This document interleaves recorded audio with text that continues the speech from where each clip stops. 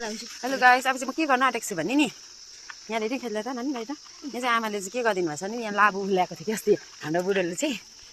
यो ल्याएको थियो आमाले चाहिँ यस्तो उयो गर्नु हुँदैन भनेर चाहिँ सब अघि नानीबाट खोसेर हात निकालिदिनु भएछ टाउको पनि यस्तो गरिदिनु भएछ हो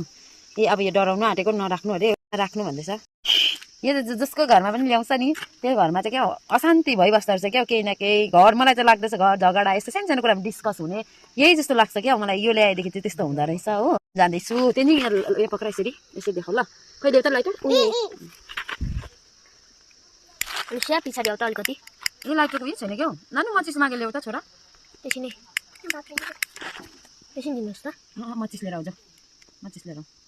मचिस लिएर आउनु अरे हौ छोरा माथिको लिएर आइज न अन्त यो त बाल्नै टाइम लाग्दछ नि त छिटो छिटो नवा त्यो हुन्छ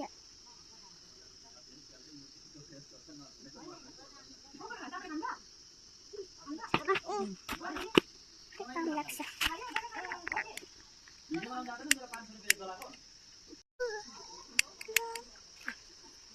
यो त जल्दै जलेन हौ यसको आयु लामो थियो होला कि हामीले जलाउने कोसिस गर्यो भित्रै गयो धुवा त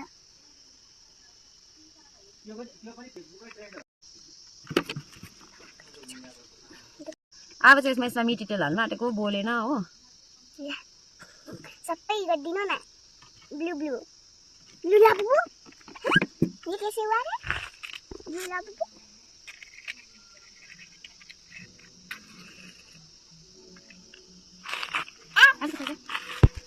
अब चाहिँ यसको भयो खुसी छ तिमी नानी पनि खुसी नलाएर नराख्नु भन्नु त है हजुरआमाले है नानी जाति नभएको नि त्यही कारण होला नि है बिमार भएको भएकै है होइन न यस्तो बोले आगो बोल्यो भने चाहिँ रुई भइहाल्छ